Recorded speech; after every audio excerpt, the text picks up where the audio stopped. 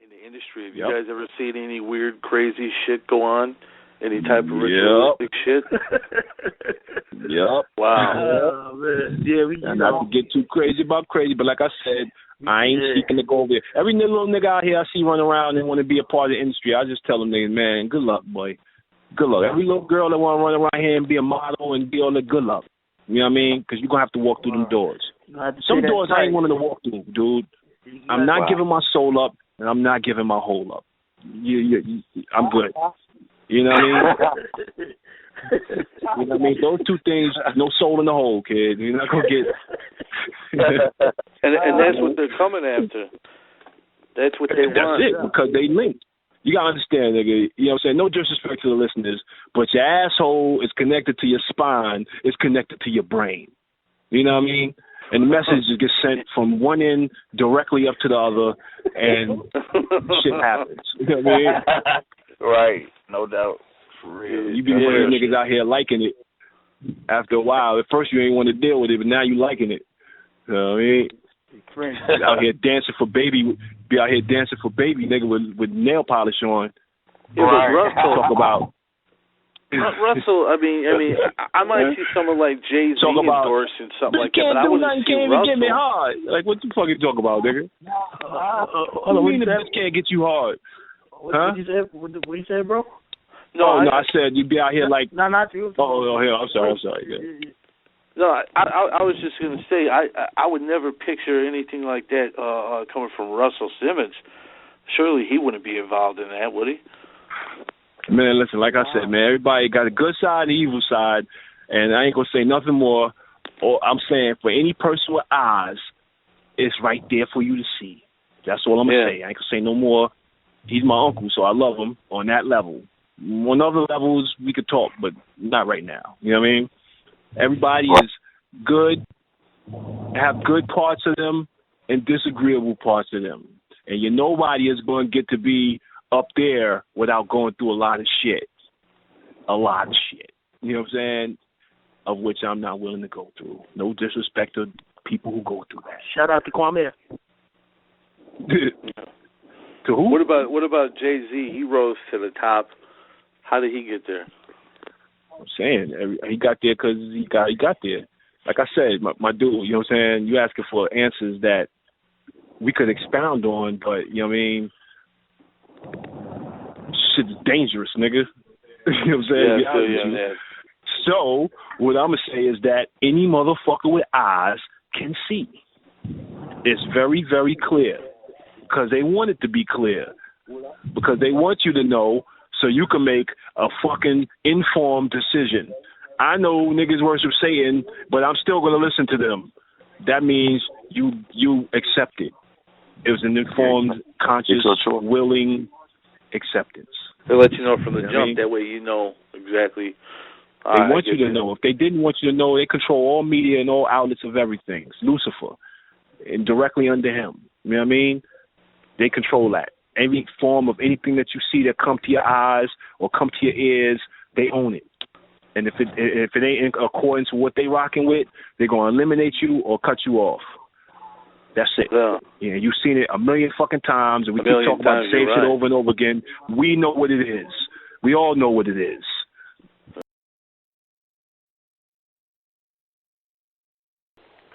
That fucking slimy piece of fucking shitball.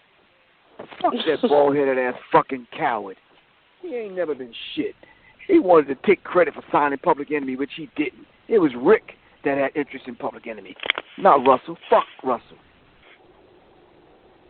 Fuck that prick. I wish the fuck that man, if he would have did that shit to my child, my daughter, oh shit, we wouldn't even be on the phone right now. I'd see that coward for real. Now I don't put nothing past none of them fuckers in the music industry and in Hollywood. I wrote about all of them in my book, The Psychological Covert War on Hip Hop, and I warned people about these people. No. So he was picking off young girls and young boys. Poor fella. Yeah, his cousin, he did tell us, the dude from Flatliners, that he witnessed like rituals over there. You know, and I was like, well, Yeah. I was like, man, at the time I didn't want to hear it, but then I started watching your videos. I started hearing other stories, and now I think there's 5 or 6 women that have come forward and saying they were raped. And Yep. It's like, my thing is this: if you're not guilty, bring forth lawsuits against everyone that's accusing you. You know, that goes for Bambaataa, that goes for any one of these people. If you're not guilty, bring forth lawsuits against your accusers. And you're not seeing that. You're not seeing that. I'm not saying that at all. Matter of fact, when I look at these characters and their facial expression and their body language, they don't even act like they're innocent. You understand what I'm saying? When you look at them, it's like if I'm innocent, you will see it in my countenance, my facial expression, body language, the intonation of my voice. Am I right or wrong? Yeah, I'm not going right. to the PR person. I'm not going to try to no. I don't need to speak to a PR person. You can talk to me directly. Shit. Bring my accuser in front of me. Let's talk. Make it happen. And then I'm going to turn around and sue him. Yeah. Exactly. I'd be fighting for my name left and right because no one's going to put that kind of shade on me if I know I'm 100% innocent. And exactly. You're not seeing these guys fight. And more and more coming to light. Now, I know Corey Feldman, he came out talking about he's putting together a project or whatnot to expose people and things of that nature. But it's like we've known about this for years because of people like yourself, Griff. Now that this stuff is coming out into the light, do you think we're going to see more in the hip-hop realm? I mean, you got Russ, you got Bambaataa. Is there anybody else that could be next? Well, you gotta remember Africa Bambaataa.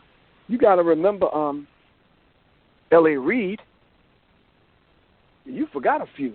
There's about at least Benny Medina, 5. I believe. There's about 5 before those guys, before the Russell Simmons of the world. You gotta keep that in mind.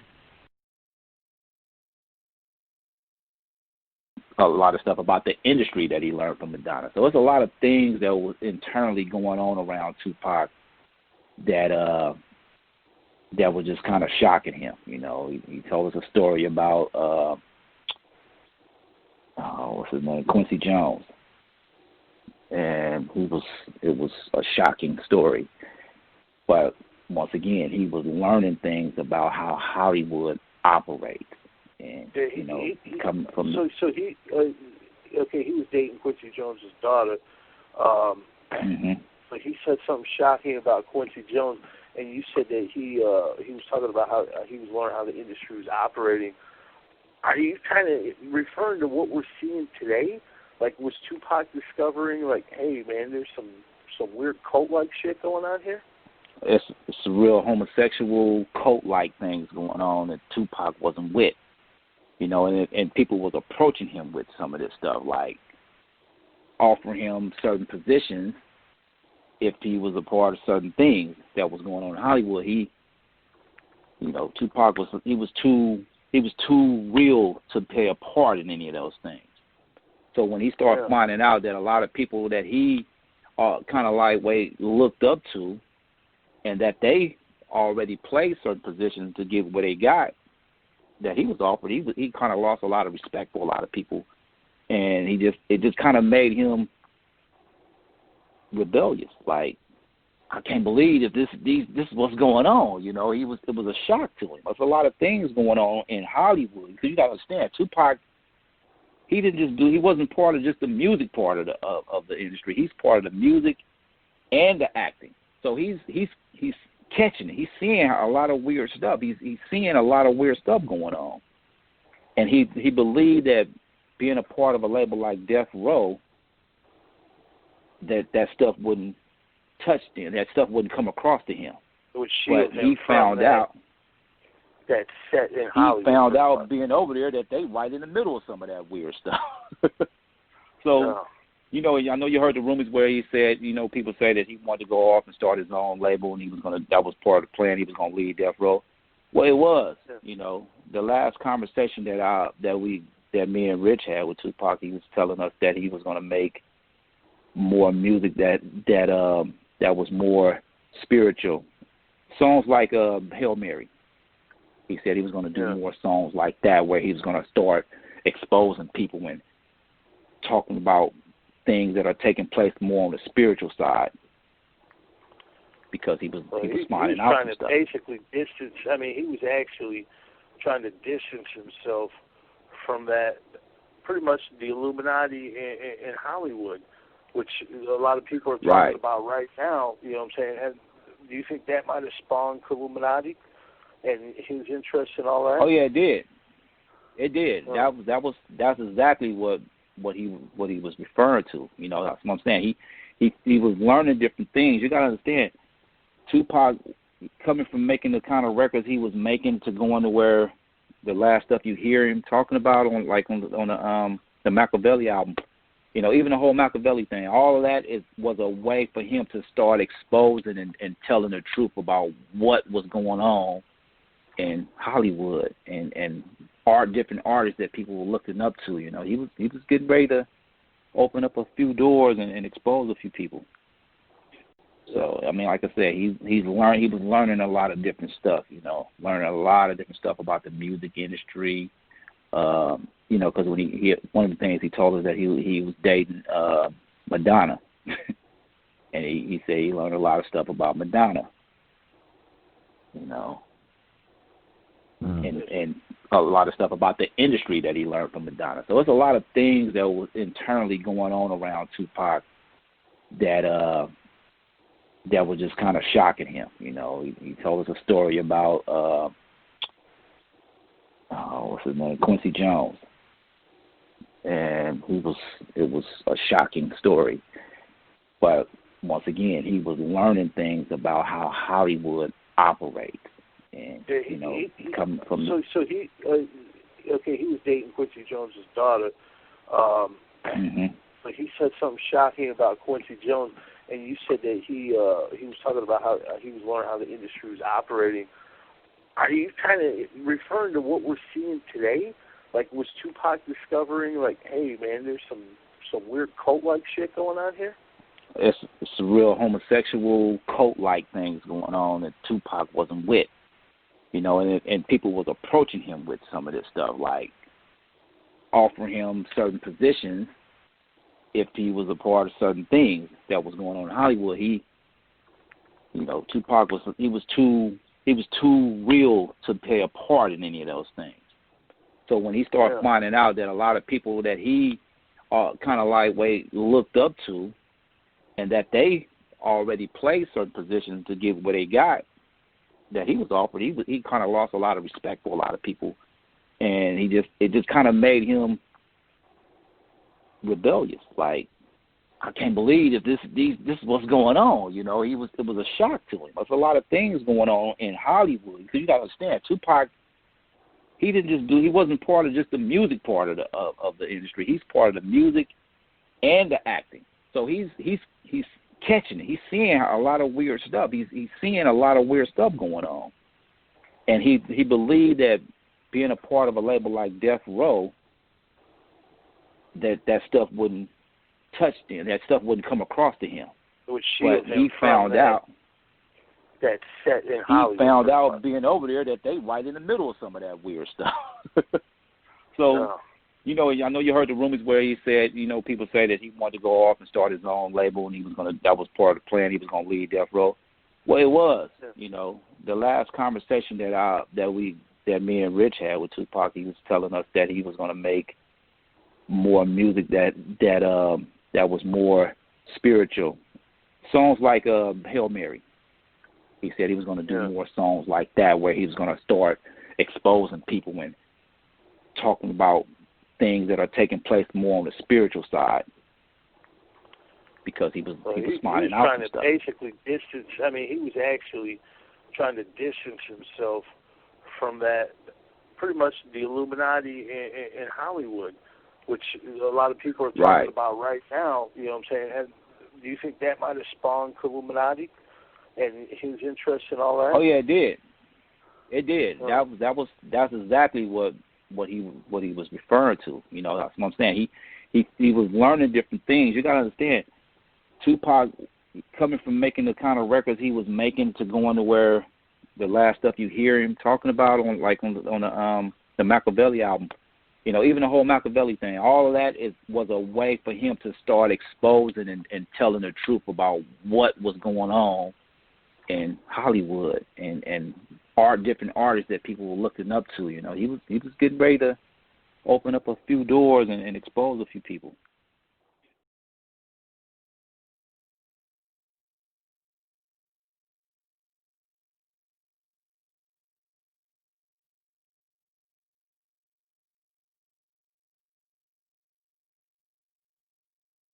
Look, I was so fucked up with that faggy shit, right? See, I was up for that Fresh Prince role, right?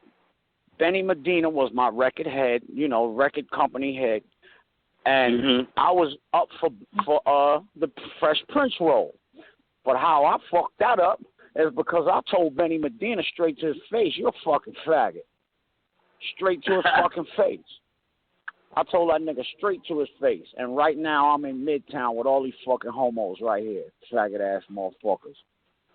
But I'm just saying, I fucked up that right there when I told Benny Medina to his face, "You're a faggot."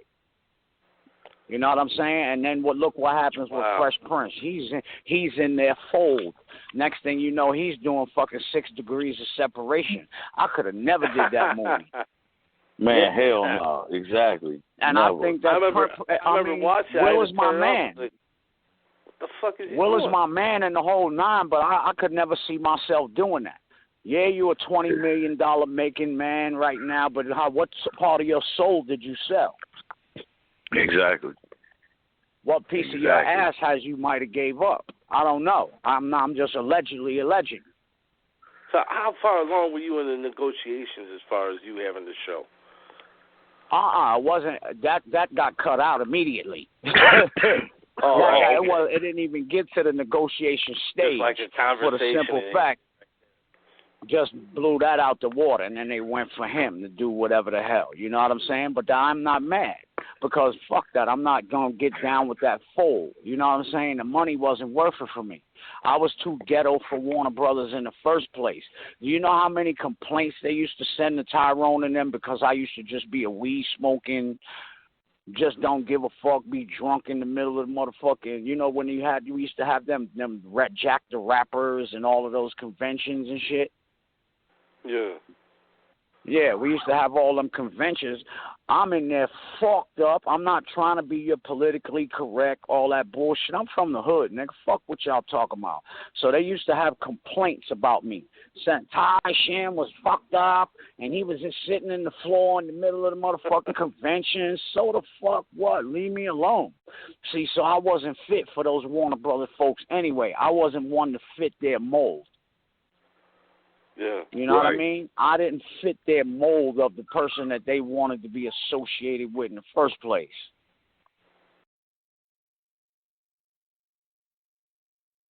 That's crazy. Now, we had MC Shan on here about a month ago, and he was telling us about a time that he was even touched as a child. You know what I'm saying? And how, like, it's so taboo in the hood. Like, nobody, like you said, if you getting freaked on or messed with when you were shorty, how do you really even come out and tell somebody that shit? You know what I'm saying?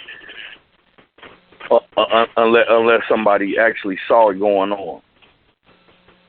So, I feel for people because a lot of these people, we don't even know that they straight pedophiles because nobody come forward and say nothing.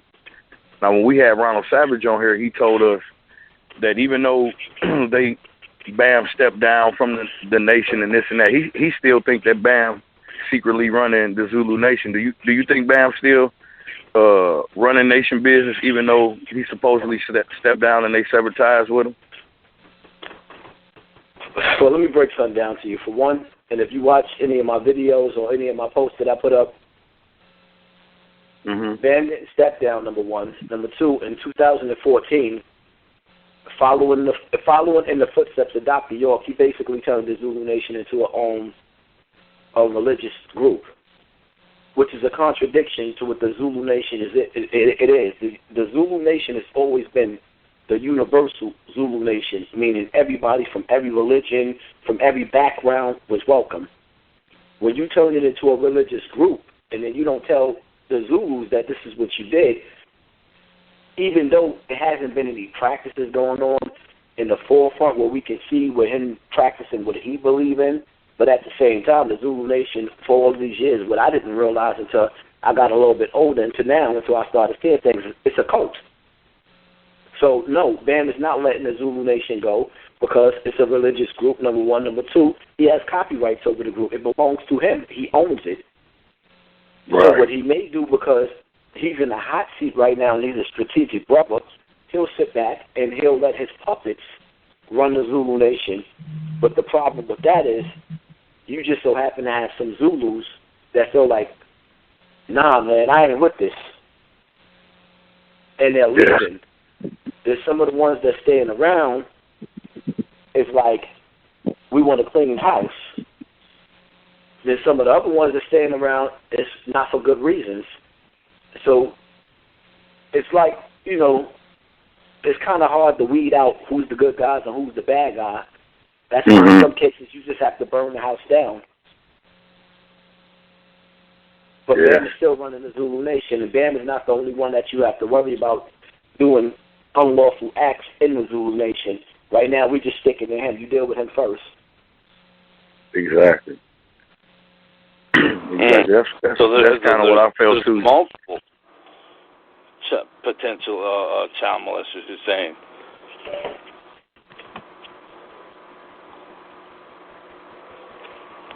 Could possibly be, but all I think is, like, you know, I kind of figured that too when Ron said it, and now that Hassan saying it too, though, Prez, is because he owned the rights and he owned the names, and you know, he probably owned all the publishing for that music and everything. Like, they still gonna play that shit, so somebody generating some kind of money. So like you said, man, you gotta burn the whole fucking house down if you want to stomp it out. You can't restructure it. You can't do this. You can't do that. You can't see the snakes in the grass all the time. Well, it's like this, right? When you sit back and you analyze the Zulu Nation, Bam created it to be its own personal cesspool. When you really sit back and you analyze everything he did, it was strategic. So when you know that he gave birth to something that was supposed to be a pedophile ring just for him, why would you want to save that? Everything that he built, then the Zulu Nation will always be his house. No matter how many people shed blood over it, went to jail for it, or just been out in the streets trying to save the youth and do whatever they was trying to do. There's still more Bambaatas in the Zulu Nation. Why I say that? Because Bam molested. And most of the people that's still around as grown men, that's still around, that's been there for over 30 years, Bam got them too. Wow. So when you're dealing with people, you know, that's still around him, they're carrying the same sickness that he's carrying. So how could you recruit and bring new members in that's going to have children, and their children will have children, and you still breeding these kind of monsters? A pedophile, you got to understand something about a pedophile, right? A pedophile is like a chameleon. Some of the times when you're dealing with a pedophile, the people that you tell may not even believe. They would never believe, okay, this guy right here, you telling me my pastor raped my child? No, I don't believe that.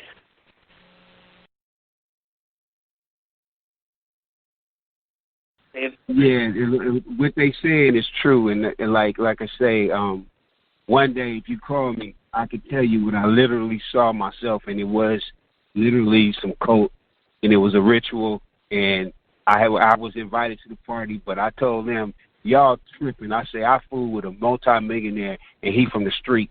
We don't get down like this. So I immediately left, jumped in my Benz, and went home. Yeah. Yeah, I don't blame you. Yeah, and it was, I don't know about Illuminati, but if there was an Illuminati, that was it. Yeah, I was there at the party, and they was ready to induct me into their little crew, and it was some high profile people that I like I said, I can't mention who it is now, but trust me, there was some weird, wild mess going on. And I'm like, bruh, I ain't know you get down like that. Yeah. Women. Well, you hear that a lot. You know, not to cut you off. You know, MC Shan, he was gonna do the Fresh Prince of Bel-Air. It was gonna be called something else, but he said the producer, Benny Medina, I believe, was wanting to do some weird stuff, and he had to get out of there. A few other people said some things similar too. It's weird how that goes on in there, you know. Yeah, man. It's and trust me, it's another person that's very, very, very high profile that I heard, and this came from a legitimate source. It was a true ritual that they do, and I'm like, whoa, yeah.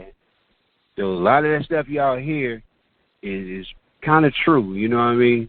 You know. Did that creep Master P out? Like, was he like, whoa, what the hell is this shit? Nah, man, we was so thugged out. But I wish they would, man. No, we didn't get down like that. P was like very, very, he's a man. You know what I mean? And he's the alpha, complete alpha. He ain't with no. Nah, he's like, I got my own money. I don't need to get down like that. You know, if I can't get it the right way, I sure ain't getting it that way. That's one thing you ain't finna get P into doing. No, sir. Make sure to subscribe to the channel, hit the bell for notifications, like, comment, share. Also go over to UGSforlife.com, download the entire archive.